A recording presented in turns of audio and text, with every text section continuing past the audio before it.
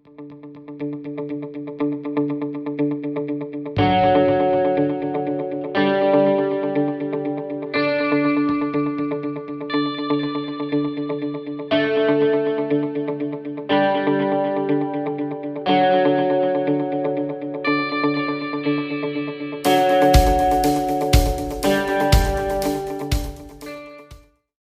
आप सभी को एस्ट्रो लाइफ जंक्शन चैनल में आप सभी का मैं स्वागत करती हूँ। 2022 शुरू हो चुका है। नवीन वर्ष की आप सभी को ढेर सारी शुभकामनाएं। आज का जो पहला वीडियो है 2022 का, इसकी मैं शुरुआत करने जा रही हूँ। मैं केतु के ऊपर बात करने वाली हूँ और केतु का मैं न्यूमरोलॉजी के अनुसार, अंक शास्त्र के अनुसार एनालिसिस करने वाली हूँ। ये वीडियो इतना यूनिक वीडियो है कि आप सभी के लिए, आप जो भी दर्शक इस वीडियो को देख रहे हैं, आप सभी के लिए ये वीडियो बहुत काम आने वाला है, बहुत यूजफुल होने वाला है। अंक शास्त्र के द्वारा हम देखने वाले हैं कि केतु की युति जिन भी ग्रहों के साथ में होती है उनका क्या परिणाम होता है। अगर कोई दुष्परिणाम है तो उसके लिए हम क्या कर सकते हैं, उस रेमेडी के बारे में भी मैं बात करने वाली हूँ। इस वीडियो में हम सबसे पहले राहु और केतु के अस्तित्व के बारे में बात करेंगे। मतलब राहु केतु के अस्तित्व को समझने के लिए हमें सागर मंथन की कथा समझना बहुत आवश्यक है।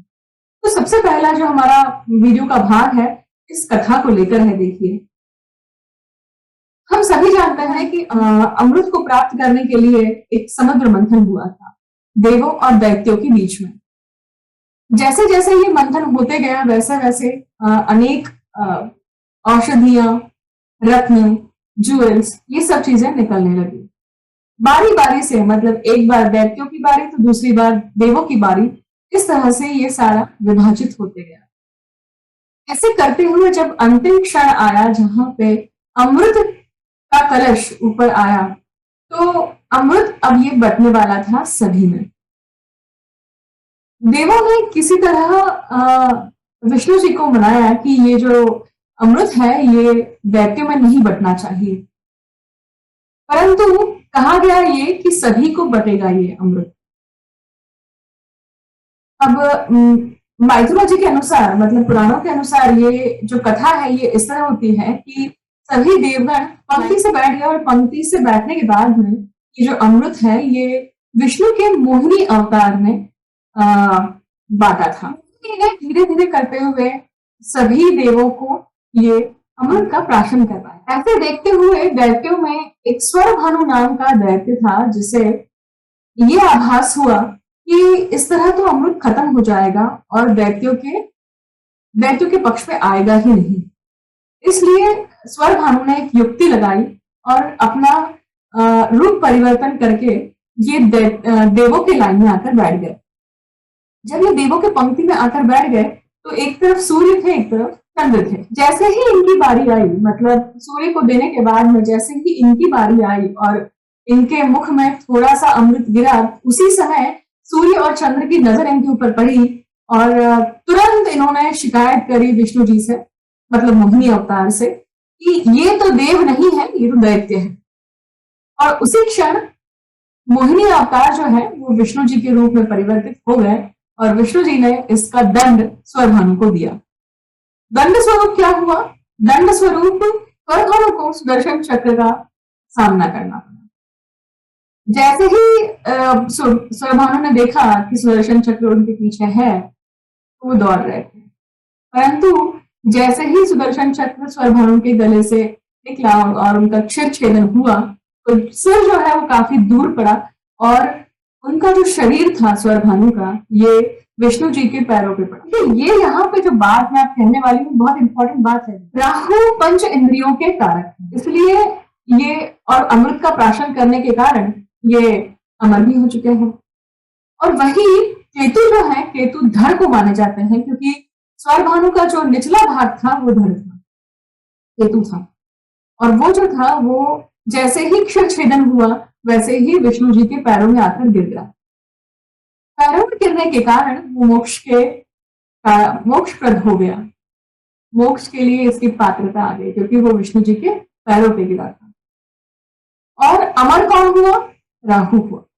तो दोनों ही किसी न किसी रूप से आपको लेने और देने वाले हैं। सागर मंथन की कथा ये बताती है कि राहु केतु जो 18 ग्रह हैं, एस्ट्रोनॉमिकली तो ये एक छेदन बिंदु है देखिए, परंतु पौराणिक रूप से अगर इनकी महत्ता समझी जाए तो आप देखेंगे कि एक मारने के लिए है और एक तारने के लिए है।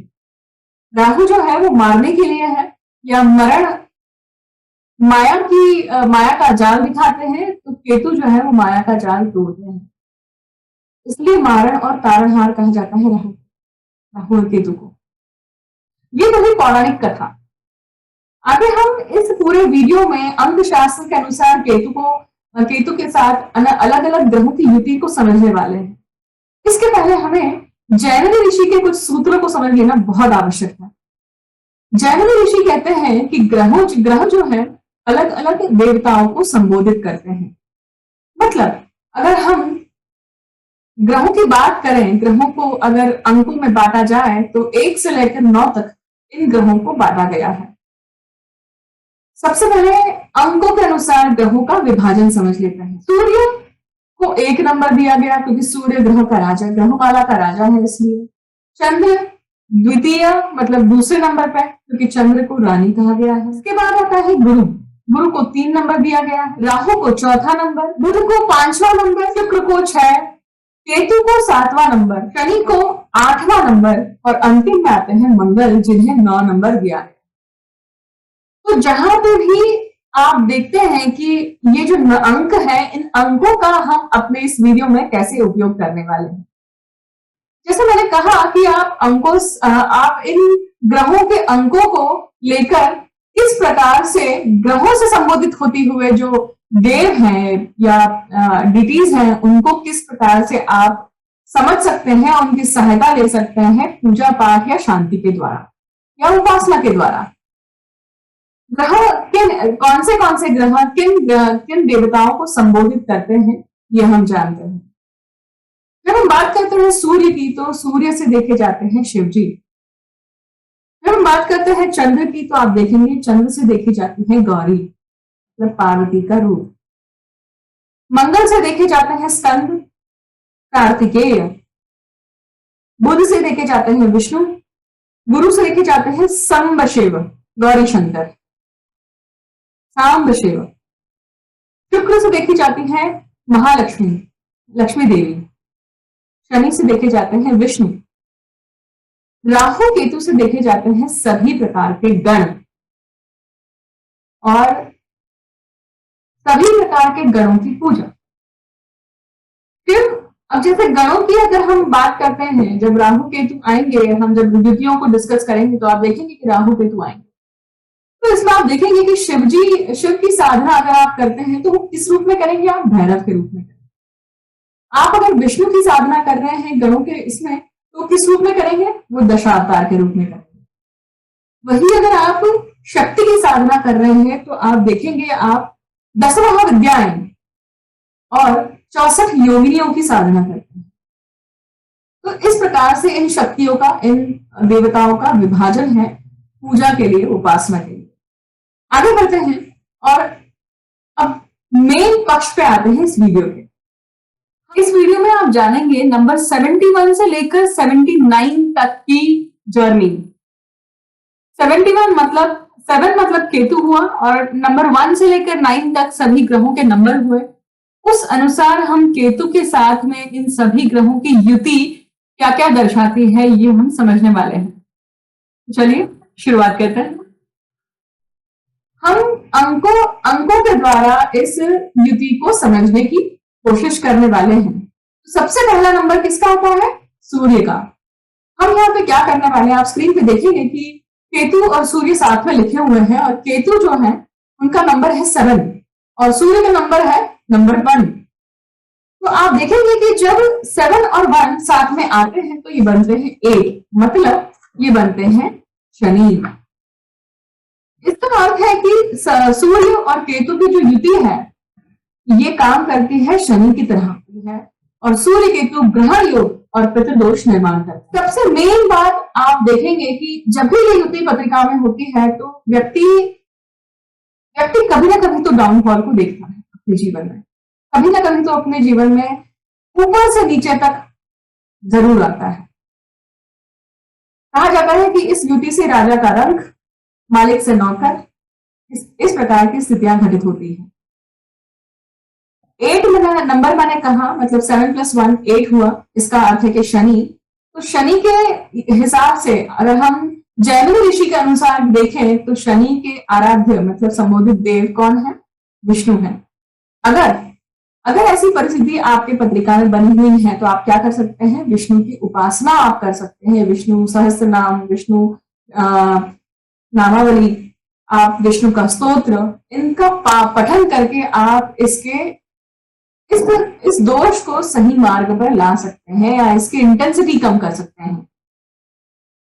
आगे बढ़ते हैं और जानते हैं नंबर 2 के बारे में। तो केतु के साथ में जब नंबर 2 मतलब चंद्र अगर जुड़ता है तो केतु का नंबर है नंबर 7।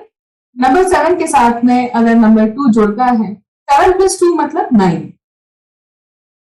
9 मतलब कौन हुआ? मंगल।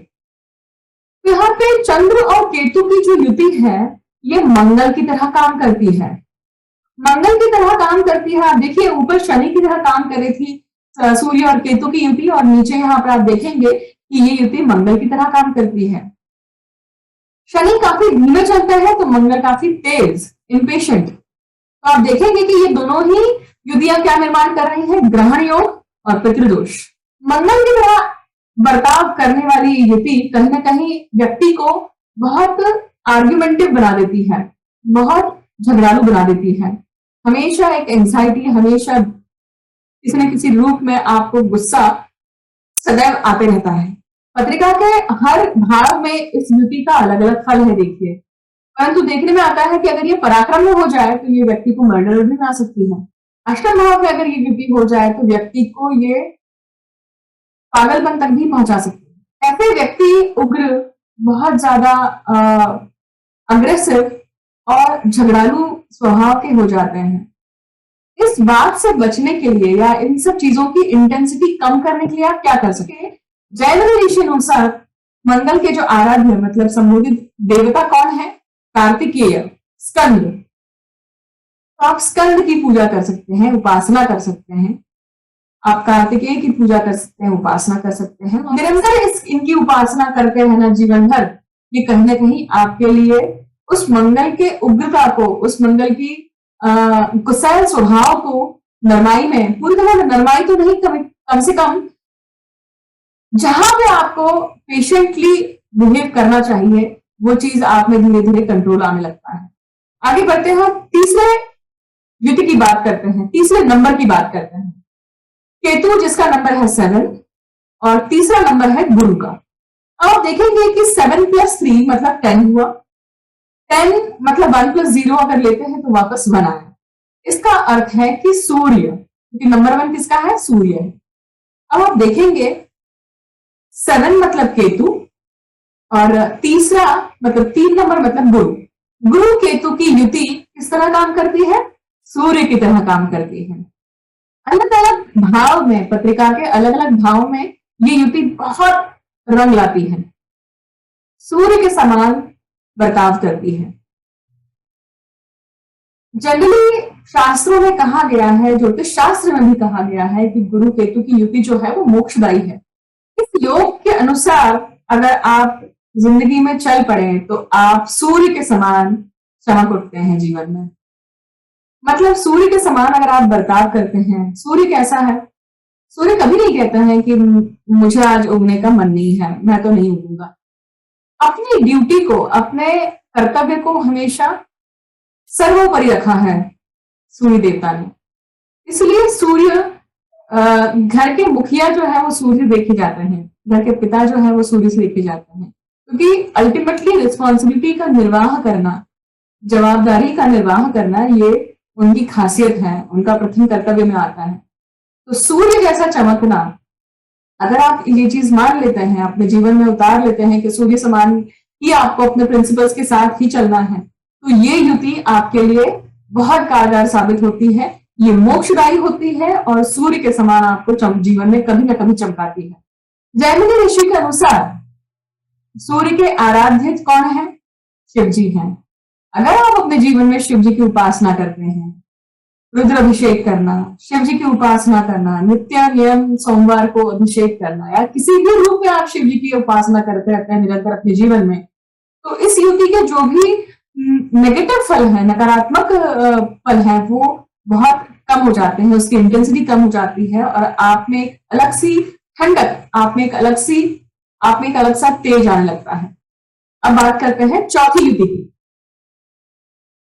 7+4, 7 मतलब केतु का नंबर हुआ और 4 मतलब राहु।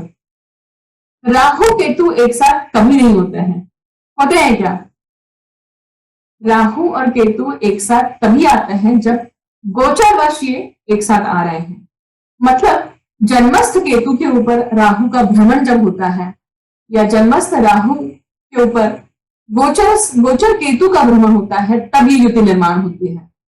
आज का विषय केवल और केवल केतु के ऊपर है, इसलिए मैं केवल केतु की ही बात करूंगी। केवल केतु की क्यों? क्योंकि सभी ग्रहों में एक केतु ऐसे हैं जो आपको मोक्ष तक लेके जाते हैं। बाकी किसी ग्रह में ये ताकत नहीं है कि आपको मोक्ष के लिए लेके जाए या मोक्ष के लिए आपको अग्रसर करें। राहु केतु हमेशा पत्रिका में समसप्तक होते हैं, एक दूसरे के सामने होते हैं, एक दूसरे से 7वें भाव में होते हैं। इसका अर्थ है कि ये एक दूसरे के पूरक हैं। इसका अर्थ ये भी है कि ये एक दूसरे की हेल्प करते हैं, एक दूसरे को मदद करने के लिए बैठे हुए हैं। परंतु आप देखेंगे कि 7+4 मतलब 11। 11 में अगर 1+1 कर दिया जाए तो 2 आता है। 2 मतलब किसका नंबर हुआ? चंद्रमा।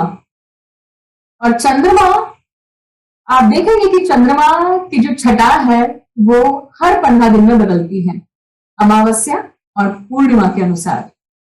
तो जैसे जैसे कलाएं बढ़ती जाती है, जैसे जैसे कलाएं घटती जाती है, वैसे ही वैसे व्यक्ति के मन में भी उसकी चंचलता घटती और बढ़ती रहती है।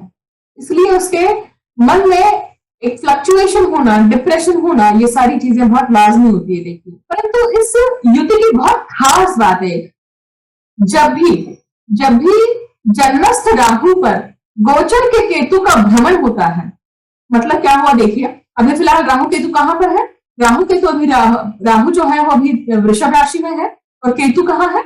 केतु वृश्चिक राशि में है। तो जिन भी लोगों के वृश्चिक राशि में केतु अभी है और जिन भी लोगों के वृश्चिक राशि में राहु जन्म कुंडली में विराजमान है, तो आप देखेंगे कि उन जन्म कुंडली के राहु मतलब जन्मस्थ राहु पे अभी आपके गोचर के केतु की युति बनी हुई है।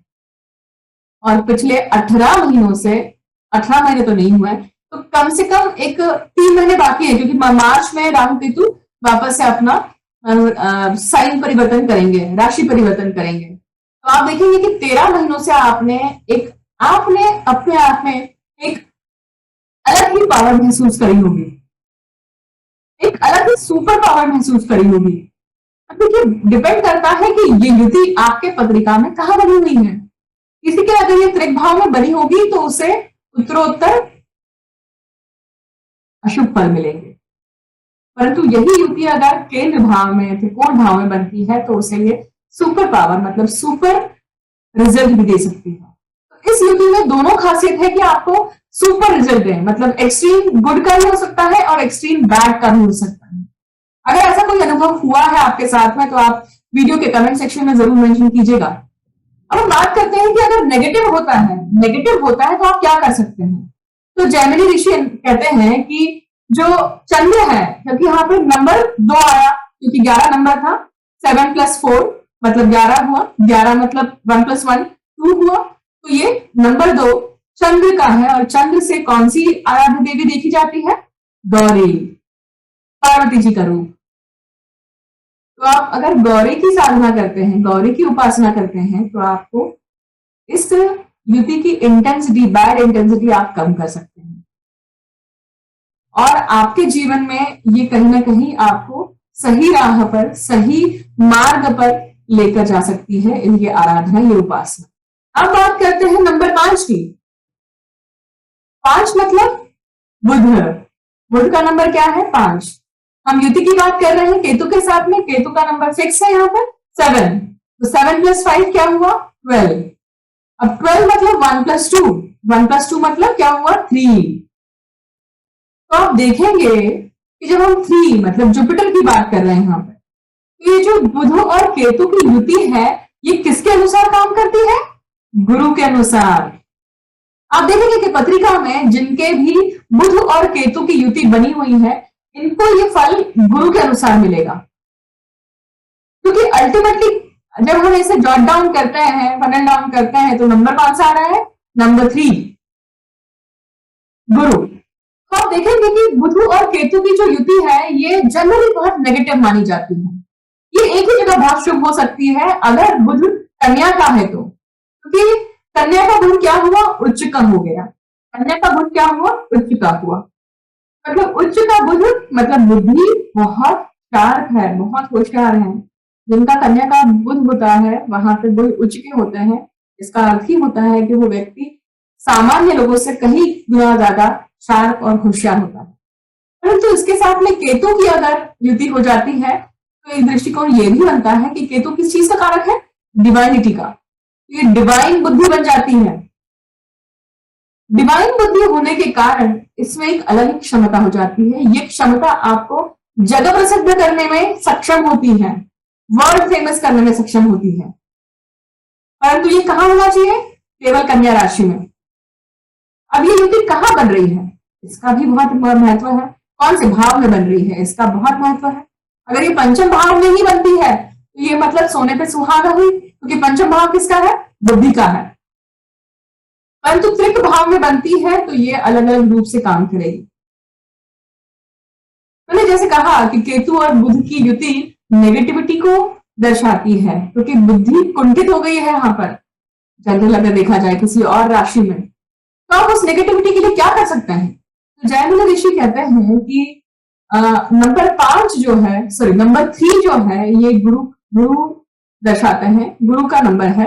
और गुरु जो आराध्य देव दर्शाते हैं वो है सांब शिव, गौरी शंकर। तो अगर आप गौरी शंकर की उपासना करते हैं जीवन में, तो आपको इस नेगेटिविटी को काट मिलती है।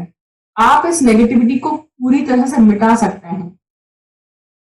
निरंतर उपासना इस चीज का फल जो है वो बहुत क्षीण कर सकती है। समझे यहाँ पर कि गुरु जो है, यहाँ पर फनल डाउन करते हुए हमें नंबर 3 मिला है, मतलब गुरु मिले हैं। तो ये युति जो है, बुध और केतु की युति जो है पत्रिका में किस तरह से एक्ट करने वाली है? गुरु के अनुसार। और गुरु के जो पुत्र है वो बुध है, और पुत्र है बुध, परंतु पुत्र तो पुत्र है। तो पिता अपने पुत्र के लिए कुछ ना कुछ तो छोड़ के जाते ही जाते हैं। Two negatives make a big positive, that's a rule, right? Minus minus plus होता है। तो इस तरह से ये युति काम करती है। देखिए आपके लाइफ में, आपकी पत्रिका में अगर ये युति है, तो आपके साथ में क्या हुआ, इस वीडियो के सेक्शन में जरूर मेंशन कीजिए। अब नंबर 6 की बारी आती है। नंबर 6 की बारी आती है और हम देखेंगे कि 7 मतलब केतु का नंबर और 6 वीनस का नंबर है। 7 + 6 मतलब 13 हुआ। तो 13 को भी हम टोटल कर लेंगे, 1 + 3 मतलब 4 हुआ। तो शुक्र और केतु की युति जो है, ये किस तरह बर्ताव करती है? राहु के अनुसार। आधी चीजें आप शायद क्लू से समझ जाएंगे कि राहु के अनुसार अगर शुक्र केतु की युति बर्ताव करती है तो कैसा होता होगा। केतु जो है वो विरक्ति देने वाले हैं, और शुक्र जो है वो भोगने वाले हैं, भोग की तरफ अग्रसर करते हैं। और इन दोनों की युति राहु को बनाती है, इसका अर्थ है। और राहु बीच बीच में आप देखेंगे कि चंद्र के समान, चंद्र का बल किस तरह है पत्रिका में, या आप चंद्र की कलाएं आप देखेंगे कि घटती और बढ़ती रहती है अमावस्या और पूर्णिमा के अनुसार।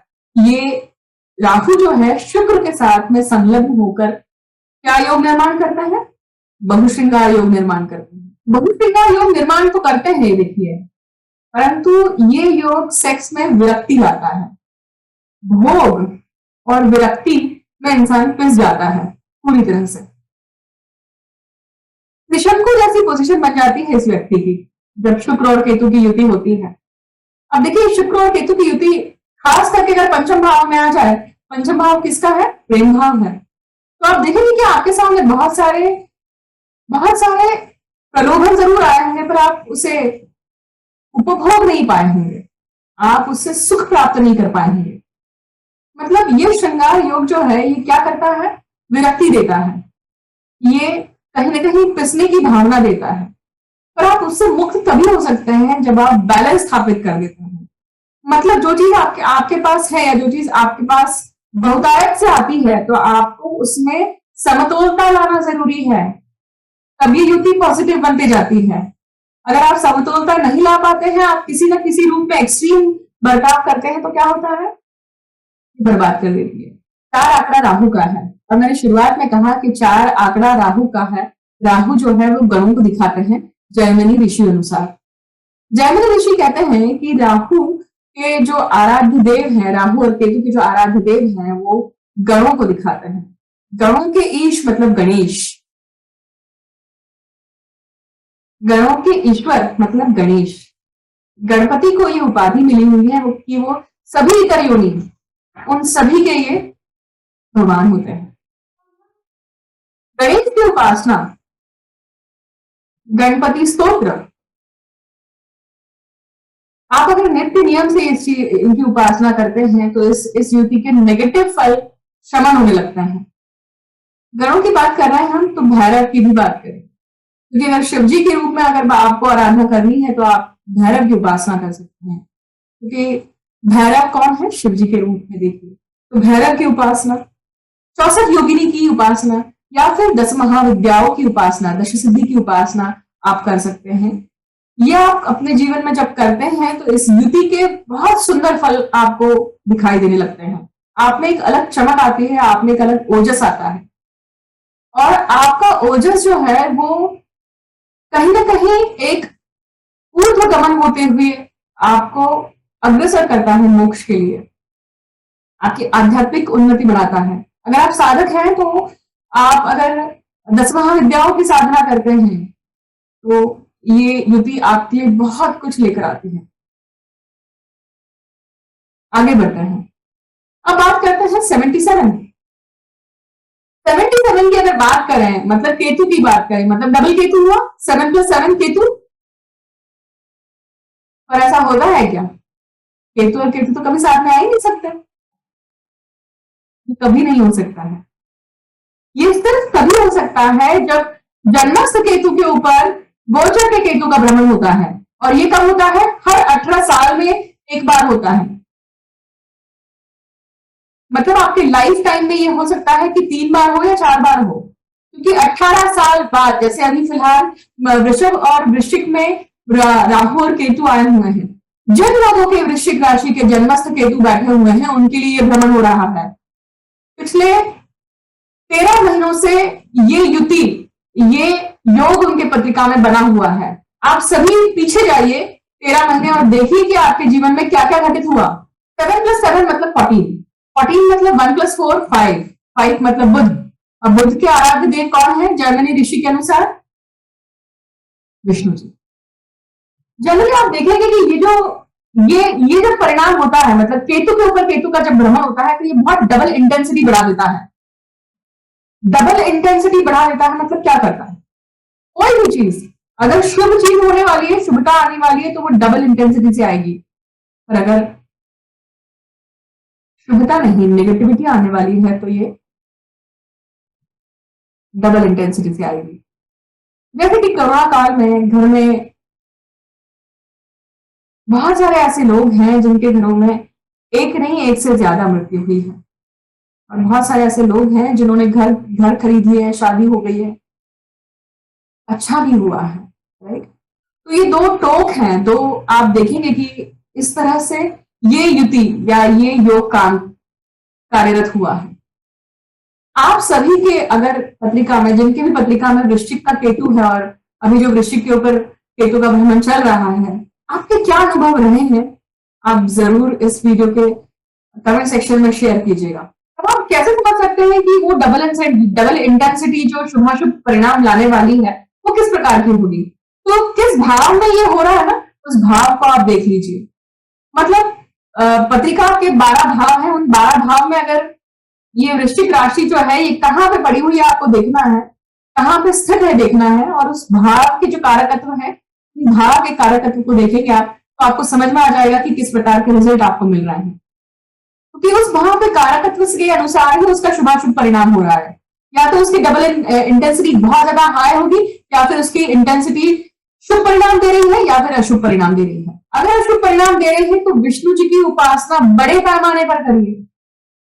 आप विष्णु की आराधना बहुत इंटेंसिटी के साथ अगर करते हैं तो उसकी नेगेटिविटी शमन हो जाती है, नकारात्मकता जो है वो निकल जाती है, बहुत कम हो जाती है, क्षीण हो जाती है, बलहीन हो जाती है। आगे बात करते हैं। अब बात करते हैं नंबर 78 के बारे में।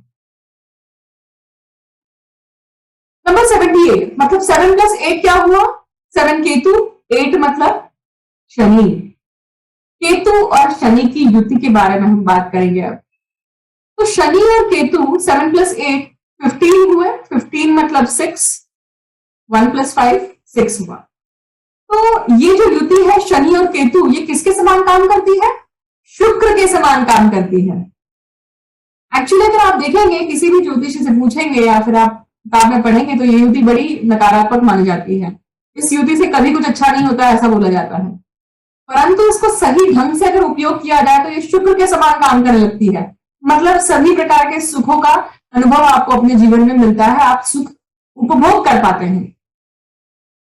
यहाँ पे शुक्र जो है, यहाँ पे शनि जो है, ये शुक्र के समान काम करते हैं। बहुत कुछ अचीव ही होता है आपको इस नीति के कारण, अगर ये सही रूप से काम कर रही है तो। क्योंकि यहाँ पे अल्टीमेट एनर्जी किसकी है? शुक्र की है। नंबर 6 आ रहा है, राइट।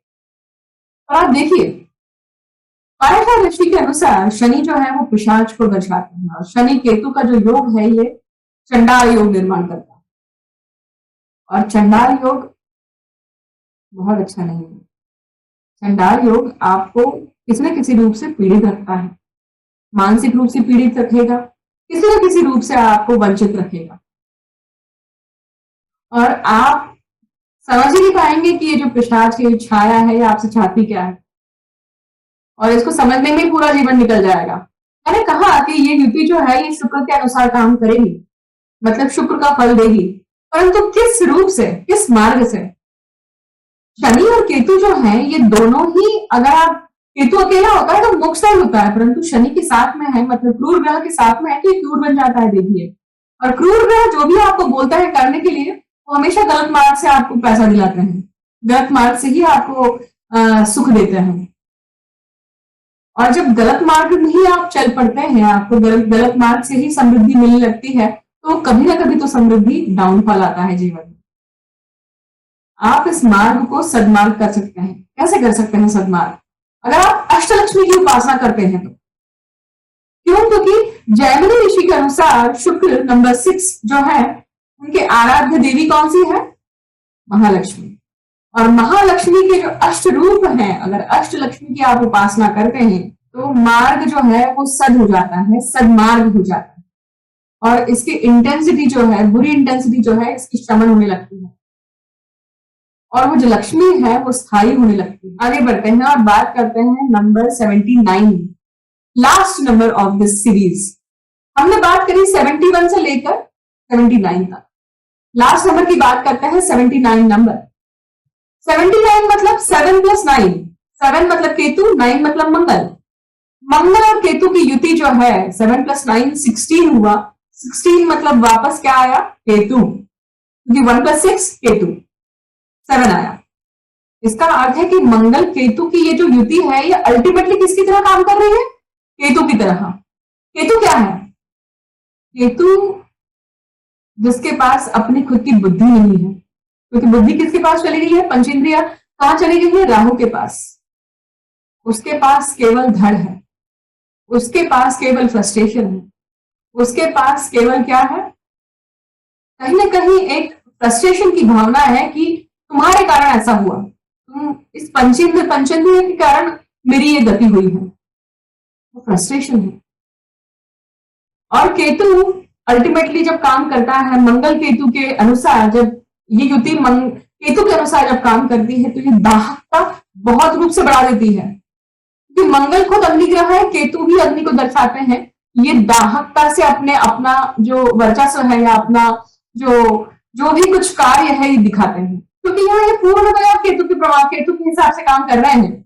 अगर आपकी पत्रिका में ये मंगल केतु की युति बनी हुई है तो आप देखेंगे कि केतु के अनुसार आप काम करते हैं, बुद्धिहीन होकर, बहुत बार विचारहीन होकर, बिल्कुल एक पल्स इम्पल्स आया, आपने वो चीज कर दी, बाद में आप पछता सकते हैं, परंतु उस क्षण में आप जरूर कर जाते हैं। अब देखेंगे कि मंगल और केतु की युति जो है वो दाहकता के साथ साथ इसे अंगार योग की तरह काम करती है। हमने शुरुआत में देखा कि केतु जो है वो मोक्षदायी है, तो मंगल के साथ में केतु ये जो मोक्षदायी जरूर है, परंतु किस तरह से, शांति से नहीं, आग लगाकर। मतलब दो दोस्त अगर अच्छे दोस्ती इनकी है, चल रही है, और बीच में ही अगर बात बिगड़ जाती है तो आग लग जाती है इनकी दोस्ती को। मतलब कहीं ना कहीं कोई ऐसा भड़का होता है जिसके कारण ये दोस्ती पूरी तरह से खत्म हो जाती है, ये एक दूसरे का चेहरा भी देखना पसंद नहीं करेंगे। इस प्रकार से देखिए, मोक्ष का अर्थ होता है लिबरेशन, लिबरेशन या छूटना। तो लिबरेशन हमेशा अध्यात्म के रूप से मोक्ष तो शब्द बिल्कुल सटीक आता है, करेक्ट आता है, परंतु भौतिक रूप में अगर आप केतु का मोक्ष परिणाम समझेंगे तो इसका अर्थ है कि वो चैप्टर क्लोज हो जाता है, वहां पे वो चीज खत्म हो जाती है। एनाइलेशन, एक्यूरेट वर्ड है एनाइलेशन। इस योग में जैमिनी ऋषि के अनुसार इस योग में केवल संकट मोचन हनुमान जी, विघ्नहर्ता गणेश, भुवनेश्वरी या फिर षोडशी की उपासना ही आपको तार सकती है। ये आपको उस नेगेटिविटी से, उस दाहकता से, उस अंगार से बाहर निकाल सकता है और आपके अंदर उसे शांत कर सकता है जो भी खौल रहा है। पर गलती से भी आप किसी भी उग्र देवी, मतलब काली के मंदिर मत जाइएगा, काली की पूजा मत करिएगा, किसी भी प्रकार की उग्र देवी देवताओं की शरण में नहीं जाना है, क्योंकि अगर आपने वो कर लिया, ये सारी चीजें डबल नहीं, बहुत मल्टीप्लाई हो जाएंगी। हमें क्या चाहिए? हमें चाहिए कि वो उग्रता शांत हो, तो हमें उस उग्रता से, उस संकट से निवारण करने वाले देवी देवता की आराधना करनी है, ना कि उस उग्रता को या फिर उस संकट को बढ़ाने वालों की। क्या कर सकते हैं आप और उपाय? आप ये कर सकते हैं कि इन व्यक्तियों ने जिस भी पत्रिका, मतलब जिनके भी पत्रिका में ये मंगल केतु की युति है, देखिए कि आप बहते हुए पानी में दूध को प्रवाहित करिए, ये काम कर सकते हैं। दूसरा आप कर सकते हैं कि किसी भी शिवलिंग पर बर्फ से मिश्रित दूध, मतलब ठंडा दूध, बर्फ से मिश्रित दूध अगर आप चढ़ाते हैं, अभिषेक करते हैं, तो भी आपको बहुत अच्छा फल मिलेगा, क्योंकि आप वो अग्नि जो है, वो दाहकता जो है, वो शांत कर रहे हैं। अंतिम उपाय और मैं आपको बताना चाहूंगी कि ये लोग एक और चीज बहुत अच्छे से कर सकते हैं, जिनकी भी पत्रिका में ये ड्यूटी बनी हुई है ना, तो आप कर सकते हैं कि जलती चिता, अगर आपको, मतलब किसी जलती चिता के अगर आपको दर्शन होते हैं तो आप उसे दूध चढ़ाइए। आप उस परिवार वालों से बात कर सकते हैं, उनसे परमिशन लीजिए और फिर ये काम करिएगा। और ऐसा नहीं कि बहुत सारा, एक नाम मात्र, मतलब स्वरूप से आपको वो दूध चढ़ाना है, क्योंकि वो जलती, अल्टीमेट जो अग्नि है वो चिता की अग्नि है।